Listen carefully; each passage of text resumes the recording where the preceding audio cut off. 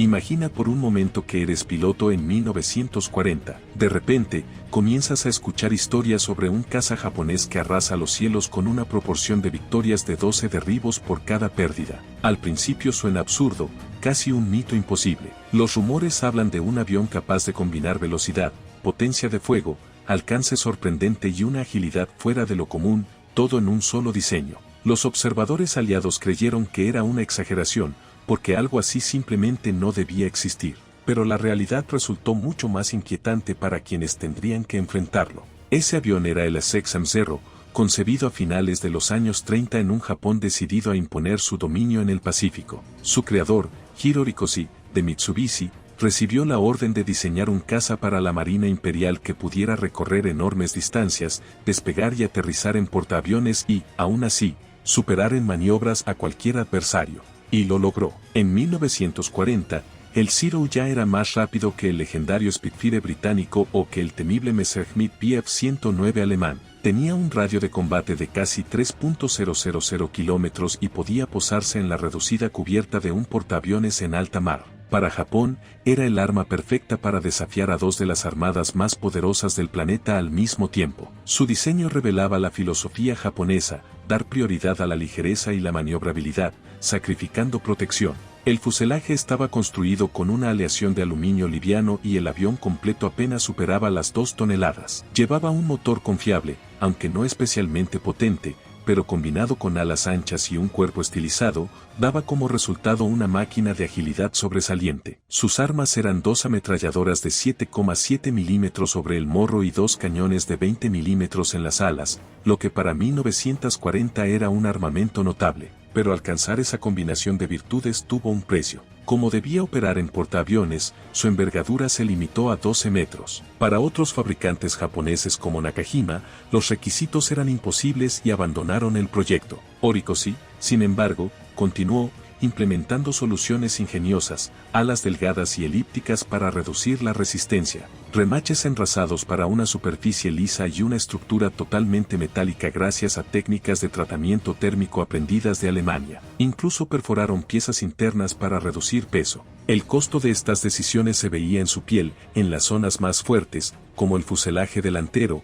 El recubrimiento apenas alcanzaba 1,2 milímetros y en otras partes solo medio milímetro. A diferencia de cazas occidentales, el Zero no tenía blindaje alrededor del motor, la cabina o los depósitos de combustible, ni tan siquiera tanques autosellantes. Bastaba un impacto en el sistema de combustible para que se incendiara de inmediato. Además, la cabina era más pequeña que la de aviones occidentales, adaptada a la estatura promedio de los pilotos japoneses. Todo en el Zero respondía a una misma doctrina, un avión ligero, de gran alcance y maniobrabilidad, que debía confiar en la destreza del piloto para no recibir impactos en lugar de resistirlos. Al principio, esta filosofía dio resultados brillantes, aunque también sembró la semilla de su futura caída. Su fragilidad era tal que un piloto podía abollar el fuselaje simplemente al pisar un lugar equivocado. Para evitarlo, se añadieron escalones y agarraderas retráctiles que se desplegaban al pulsar un botón y luego volvían a ocultarse, dejando la superficie completamente lisa. Otra característica innovadora eran las bolsas de flotación escondidas en el fuselaje,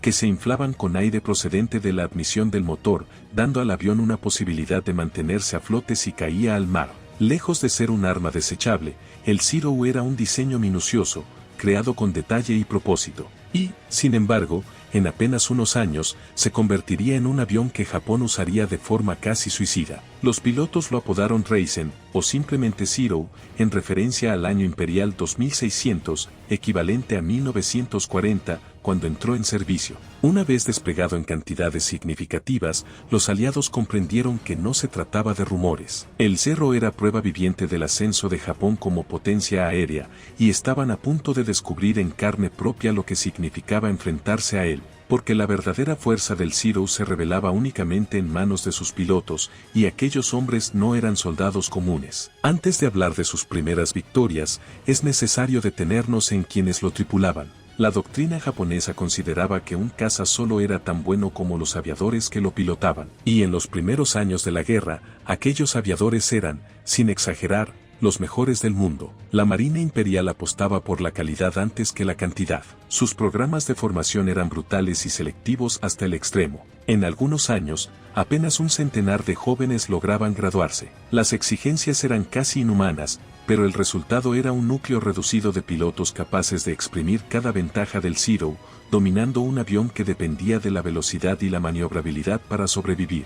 En esa etapa inicial, no había margen de error, y el entrenamiento japonés se aseguraba de que casi nunca lo hubiera. Con esta combinación de máquina y piloto, el imperio japonés desató una ola de destrucción en los cielos del Pacífico. Y fue en aquel momento de poder absoluto, cuando los aviones Zero y sus hombres alcanzaban la cima de su dominio, que la leyenda comenzó a teñirse con la sangre de sus primeras víctimas. El Zero hizo su debut en combate en 1940, durante la guerra entre Japón y China. Allí, se enfrentó a los cazas soviéticos que defendían los cielos chinos y los barrió con una facilidad alarmante. Lo que para los pilotos aliados parecía un mito, pronto se convirtió en una pesadilla real.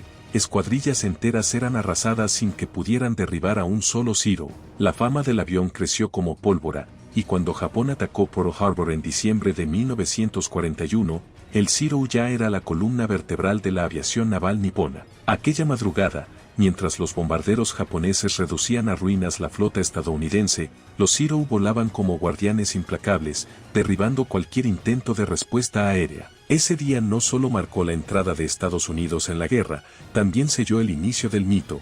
El Zero era visto como invencible. Tras Pearl Harbor, Japón desató una ofensiva imparable. En Filipinas, Malasia, Birmania, las Indias Orientales neerlandesas y hasta Australia, los Zero parecían estar en todas partes. Allí donde aparecían, los cazas aliados caían uno tras otro. Los pilotos estadounidenses, británicos, holandeses y australianos se vieron enfrentados a un enemigo para el que no tenían respuesta. El Zero podía girar más cerrado, trepar más rápido y permanecer en el aire mucho más tiempo que cualquier caza aliado. Las cifras eran aterradoras. Durante los primeros 6 meses de guerra, los Zero alcanzaron una proporción de victorias de más de 10 derribos por cada pérdida propia. En el aire, eso equivalía a decir que cada enfrentamiento estaba condenado antes de empezar. Y si a eso sumamos la experiencia de los pilotos japoneses, muchos de ellos veteranos de la guerra en China, la supremacía del Zero parecía absoluta. Uno de los episodios más simbólicos ocurrió en 1942, durante la batalla del Mar del Coral. Allí, los Zero protegieron a los portaaviones japoneses con una eficacia devastadora. Aunque Estados Unidos logró frenar la ofensiva, quedó claro que enfrentarse al Zero en un combate directo era casi un suicidio. La situación se repetiría en la batalla de Midway, donde los Zero lucharon con ferocidad, aunque el resultado final se inclinó contra Japón debido a la pérdida de 4 de sus portaaviones. Pero incluso en la derrota estratégica, los cazas japoneses demostraron su dominio en el aire. El secreto del Zero estaba en su filosofía de combate. Mientras los cazas aliados dependían de la potencia bruta y el blindaje, el Zero apostaba todo a la maniobrabilidad. En un duelo a corta distancia, los pilotos japoneses ejecutaban maniobras imposibles, giros cerrados, picados súbitos y ascensos abruptos que dejaban a sus rivales sin capacidad de reacción. Para los pilotos aliados, la lección fue brutal. En los primeros meses de guerra, los instructores llegaron a aconsejarles que ni siquiera intentaran girar con un Zero, simplemente era imposible ganarle en ese terreno. Sin embargo, aquella perfección escondía grietas. El mismo diseño que hacía al Zero ágil y de largo alcance lo convertía en una trampa mortal en cuanto se enfrentaba a un enemigo que supiera aprovechar sus debilidades. Los depósitos de combustible sin protección, la ausencia de blindaje y la fragilidad del fuselaje eran vulnerabilidades que tarde o temprano saldrían a la luz. La primera gran señal de que el mito podía romperse llegó con la introducción de un nuevo caza estadounidense, el Grumman A4 Wildcat. Aunque más lento y menos maniobrable que el Zero, el Wildcat era más resistente y contaba con tácticas desarrolladas específicamente para enfrentarlo. Los pilotos estadounidenses idearon la llamada táctica Thatch Weave, un patrón de vuelo coordinado en el que 2 aviones se protegían mutuamente, creando una trampa para cualquier Zero que intentara acercarse demasiado.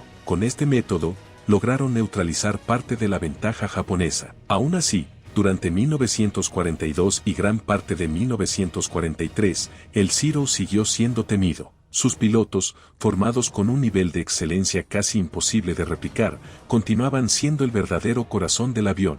Pero Japón cometió un error estratégico fatal. Mientras sus adversarios entrenaban miles de nuevos aviadores cada año, la Marina Imperial mantenía su sistema elitista, graduando apenas a un puñado de jóvenes tras años de entrenamiento. Al prolongarse la guerra, cada piloto perdido era una herida irreemplazable para Japón. En cambio, Estados Unidos y sus aliados adaptaron sus programas. Prefirieron producir más pilotos en menos tiempo, aceptando que no todos serían expertos, pero asegurándose de llenar los cielos con cazas modernos. Poco a poco, la balanza comenzó a inclinarse. A mediados de 1943, el Zero dejó de ser el amo absoluto de los cielos. Nuevos modelos como el F-6F Hellcat y el A-4U Corsair aparecieron con más potencia, mejor armamento y, sobre todo, un nivel de protección que les permitía resistir impactos que habrían reducido a cenizas a cualquier Zero. El tiempo del dominio japonés estaba terminando. Y, sin embargo, el Zero siguió volando. Lo hizo en todas las batallas decisivas del Pacífico, desde Guadalcanal hasta las Marianas y Filipinas. Allí, en esos cielos llenos de fuego y humo, el avión que había nacido como símbolo de supremacía comenzó a transformarse en un arma de sacrificio. Para Japón, que ya no podía igualar la producción estadounidense, el Zero se convirtió en el vehículo de misiones desesperadas, incluyendo los temidos ataques kamikaze. El contraste era brutal. El mismo avión que en 1941 parecía invencible, en 1945 se lanzaba contra barcos enemigos en ataques suicidas, pilotado por jóvenes sin experiencia. Lo que alguna vez había sido el orgullo de la ingeniería japonesa se había convertido en un recordatorio de cómo la guerra consume hasta a sus creaciones más brillantes.